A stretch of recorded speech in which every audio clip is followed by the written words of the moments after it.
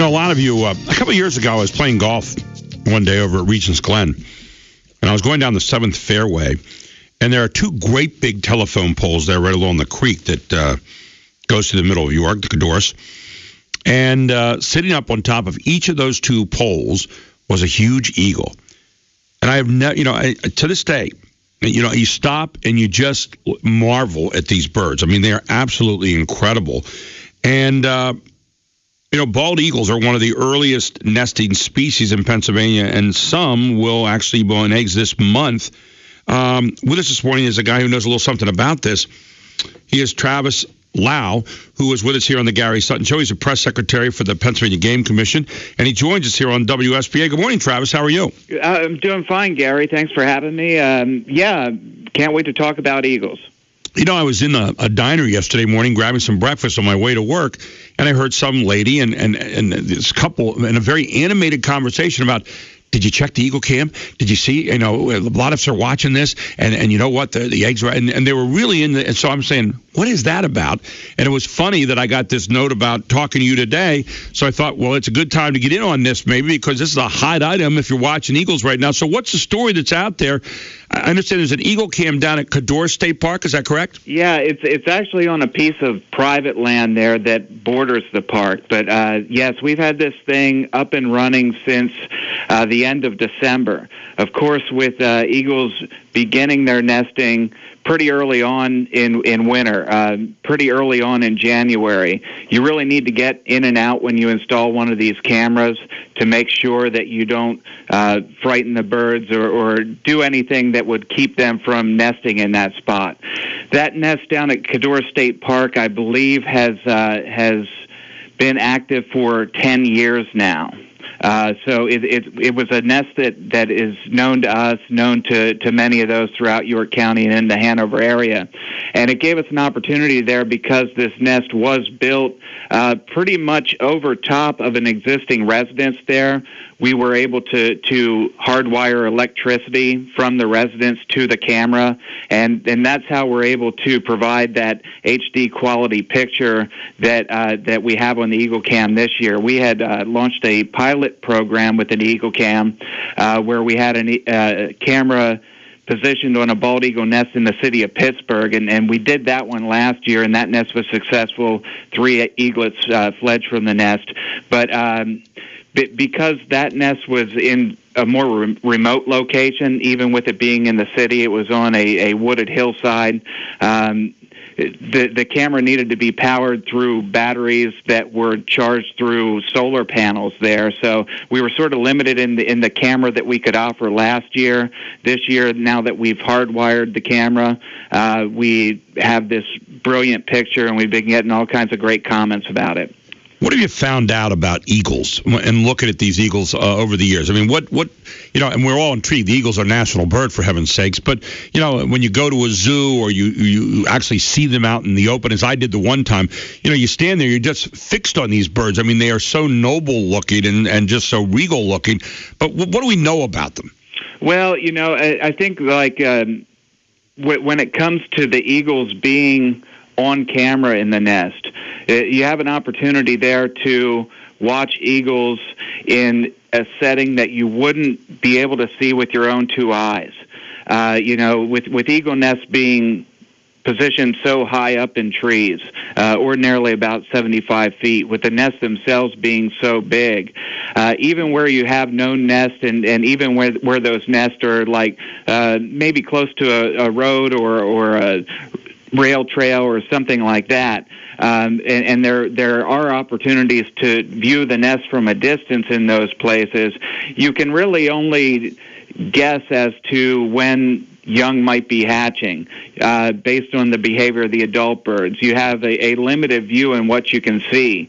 Here with the Eagle camera, you can see directly into the nest, so every last move that those birds make, here we're hopeful that we do have chicks hatch from these eggs. The adults are sitting on 2 eggs at Codorus State Park. Once those eggs hatch, God willing, we'll see every movement that those chicks make. We'll see every transition that they make from little fist-size balls of fur, really, to something that really resembles an adult bird within the course of a couple months. Now, I understand this nest is a stick nest. It's like 75 feet up at an oak tree. And what's amazing about this, and again, it comes back to what I heard at the diner yesterday morning, I see where you've garnered more than 1.6 million hits plus more than 1 million views in January alone. And now this month, that's amazing. I mean, you look at that, that's absolutely incredible. And they're saying on LancasterOnline.com, the Eagle Cam had been viewed 340,000 times by early last week. Yeah, and those numbers continue to go up. And, and it's this nesting attempt goes farther and farther, they'll continue to escalate. That's what we saw last year when, really the bigger numbers didn't get started until the eggs hatched. Wow. And we're still a good 2 or 3 weeks away from the chance of the first egg hatching. But yes, you're right. The numbers that we saw last week from HD on Tap, which is the outfit that is streaming the footage from the Eagle camera, HD on Tap and Comcast are major partners in this with the Game Commission, as is Codorus State Park and the Friends of Codorus State Park. We've gotten a lot of help in being able to bring this streaming video to households and laptop computers and what have you, really around the world, and we've gotten some terrific responses from elementary school teachers that incorporate the Eagle Cam in their classroom curriculum and that sort of thing. But yes, those preliminary numbers that we had there were over 1.6 million views on 160,000 unique devices, and we were on pace at that time to stream more than 1 million hours of video just this month. It's amazing when you look at this, and we're talking again with Travis Lau, Press Secretary for the Pennsylvania State Game Commission. Travis, when you look at this, and people say, well, the eggs are hatched, the eagles will come out, but it's not quite that simple. I mean, we've got the weather in our area has not been exactly conducive here, especially with early eggs coming. You got snow, you got freezing rain, you maybe have a branch that falls on them. They talk in this one article I'm looking at, a marauding hawk. Maybe they fall out of the tree. Mm-hmm. Maybe there's a sibling rivalry. Who knows? And maybe they don't get enough food. So, I mean, what happens here? Yeah, all of those things that you mentioned are possibilities there, and the answer as to what happens is the great unknown, really. And that I think that's some of the attraction and why people get so caught up in the Eagle cameras. It's one of those things that once you start watching, it's hard to stop watching. Yeah. People have a connection to these adult birds now, and just wait until we get chicks if we get them. Then that connection just goes tenfold, and the viewing really escalates from there and everything. But yeah, in that pilot program last year where we had a camera out in the city of Pittsburgh, one of the big highlights from last year's nesting attempt happened at night when a raccoon decided it was going to go into the nest and confront an adult bald eagle that was sitting on 3 eggs. The encounter didn't last long. It was a memorable one. The raccoon left the nest without doing any harm to the eggs. There was some concern there, but a twist of fate could have changed the outcome there greatly, and we might not have had any eagle chicks hatch. You don't know in nature. It is survival of the fittest out there. Hawks will land on nests. Yeah. Hawks will attempt to take eagle eggs. Usually they don't fare well when they have to confront an adult eagle because they're outsized and really outgunned given the size of the talons, the beak, and all of those things. I'm thinking about reality TV, and this has become true reality TV. I imagine can you imagine watching on the cam and you see a raccoon coming to the nest, or you see a hawk landing there, you see some other kind of predator somehow getting 75 feet up there to this nest. I mean, I could see people glued to this thing, screaming at their TV. I mean, it probably raises a lot of emotions. Am I wrong on that? No, you're not wrong at all. And with that incident with the raccoon last year, that happened at night. By the time that we got to the office in the morning, our email inbox was flooded with requests that we do something about the raccoon. That was my next question, yeah. And we do nothing to intervene in those situations. It's a very rare situation. Like you had mentioned the possibility of chicks falling out of the nest. Yes. Every once in a while, the circumstances lead to some sort of rescue attempt or doing something to either place a chick back into the nest or place the chick higher in the forest canopy just to get it off the ground and away from those ground predators. But, in a lot of cases, any sort of disturbance, any sort of close encounter with a nest can backfire on it. And it's best just to stay out of those situations. That's how we treat most of these things. And when it comes to predators,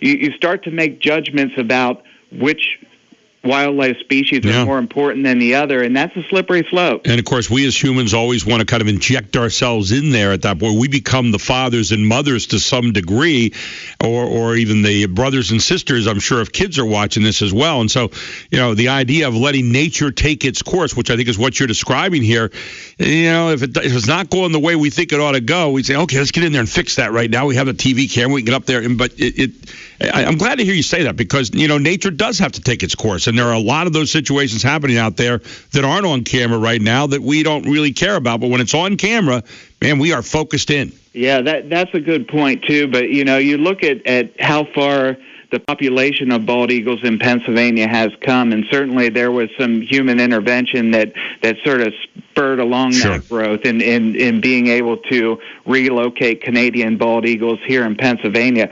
But once we got them here, what they've done to expand their population and be one of wildlife's great success stories, they've done on their own. So they know what they're doing. We have healthy wildlife populations across the board here in Pennsylvania, but they do battle with one another, and that's just the fact of the matter. Let me ask you a question. Where can people go to look at this eagle cam if they haven't seen it yet? We have it up on our website, which is www.pgc.state.pa.us. That'll take you to our homepage, and it's easily found from there. Okay, pgc.state.pa.us. Now, they had eggs hatch in this nest last year, I understand, in 2014, but only one survived long enough to fly away. And it says 5 other times since 2006, young eagles were raised in this same tree nest. So it's a very popular place, right?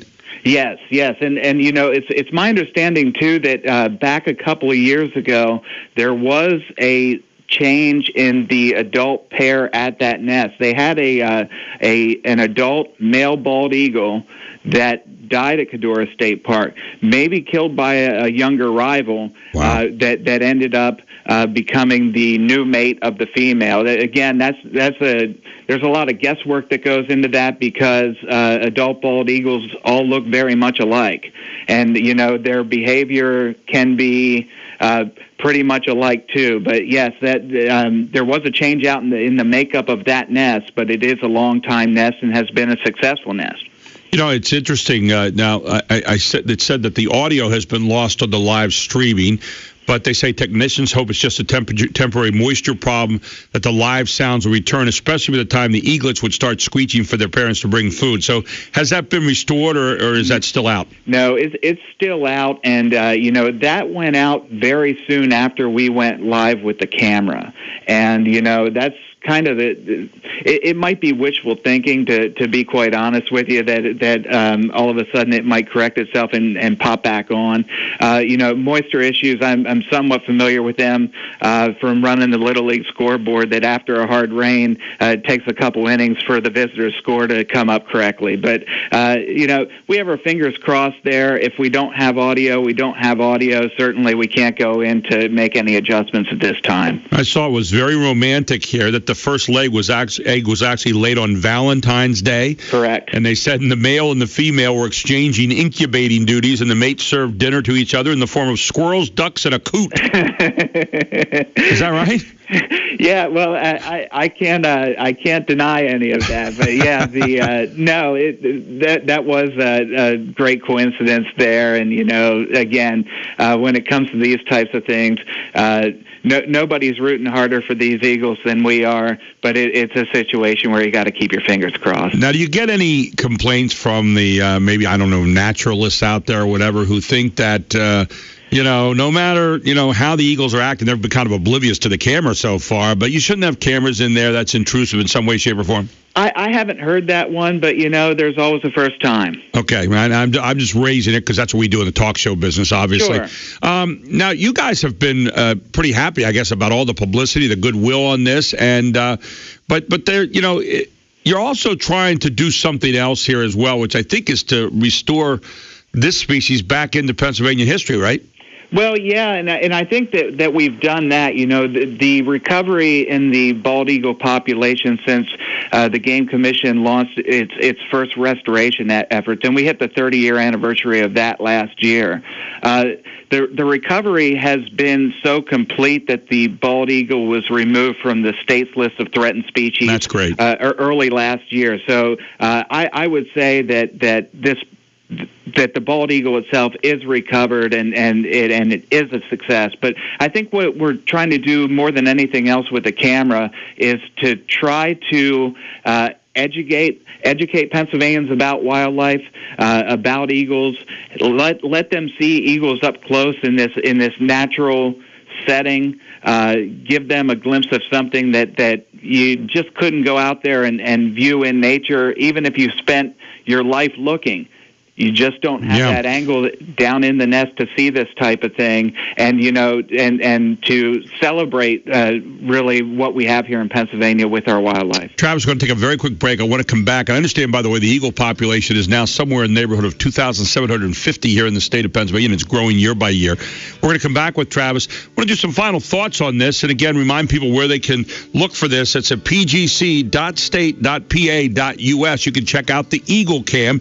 We're with Travis Lau, who is the press secretary for the Pennsylvania State Game Commission. We'll be right back here on the Gary Sutton Show, where we soar like eagles on News Radio 910 WSBA.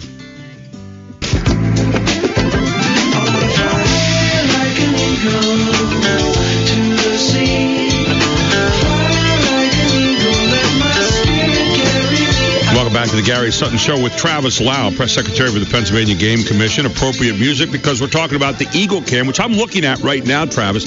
Very cool. Now, did the Eagles build this nest? Well, yeah, at one point they did. Now, and they've added to the nest this year, and adult pairs of eagles usually will make additions to the nest, add a lot of soft bedding material, grasses and leaves and that sort of thing right ahead of laying. But they will also go back to existing nests, and that's been the case here. This nest has been in place for many years now, and each year eagles take over, build onto it, add nesting material, nest there. I'll tell you what, the reason I asked that, I'm sitting here looking at this nest. There are houses that aren't built as well as this nest is. I mean, the interwoven of these heavy sticks and so forth, and then the soft bedding inside it, pretty incredible stuff. But these are pretty big birds, too. People don't realize just how big they are. But, I think I could probably hang out in this nest and feel pretty good. Yeah, and, you're right. Eagles are big birds, but to give you some idea of how big the nest is, this nest is visible from a public road. And you can see it up in the treetop there, and you can get an appreciation from that how big the nest is in size.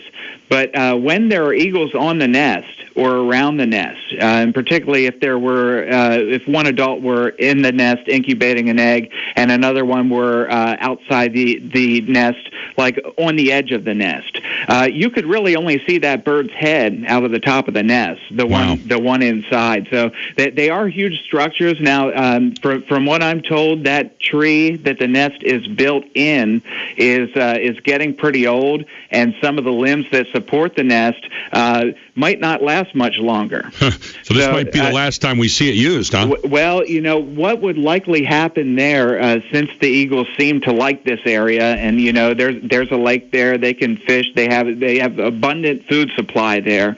What would likely happen if the tree were to lose a branch, if the nest were to collapse, they'd probably rebuild somewhere nearby. Yeah. That's what happened. The year prior out in the city of Pittsburgh on that pilot Eagle Cam that we ran last year. Right. That nest was rebuilt in the fall, after the nest that was used the previous year fell to the ground because of branch collapse there. Now, we know that 70% of eagle nests in Pennsylvania, from what I'm told, have at least one eaglet fly away when it's time. We're having a pretty interesting winter right now with some very low temperatures. Again, we're going to get hit with those this weekend. And we look at this, and so as we look forward, I mean, there's a chance that one or both eggs won't hatch. You know, we look at the temperatures going down 15 degrees or below, and we've been down in the 0, 1, and 2 range. So when you look at all this right now with the snow, the ice, the temperature out there, what are the odds? Do we have any odds? Well, I don't know that I can give you any. Now, I can tell you that ordinarily people tend to worry more about weather and harsh conditions than wildlife does. You know, with any wildlife that's out here in Pennsylvania, they're here because Pennsylvania is part of their range. Right. So when you look at eagles and the broad range that eagles have, and like how Alaska is so known for its abundance of eagles, and how much colder the temperatures are in Alaska. And you know, through their nesting attempts and through their brooding and all of that, you know, here in Pennsylvania, things are mild by comparison. So that's a great way to draw the analogy, When we talk about harsh conditions that might lie ahead here, you know, I don't know how much impact that might have on the eggs, so long as the eggs are kept at a proper incubating temperature. If the eggs hatch, the adults will brood the young. They will regulate the young's temperature. So I don't know that there's much to worry about there. Right. But again, you know, there's many variables here, and there are all sorts of things that could go wrong. Now, when you talk about range, and we have about a minute left here, we're about a mile from the Susquehanna River, and I've been told that there are a number of eagles that obviously nest down there, and there are some nests very high up above the river where we have some, you know, rock formations like Chickies Rock and places like that.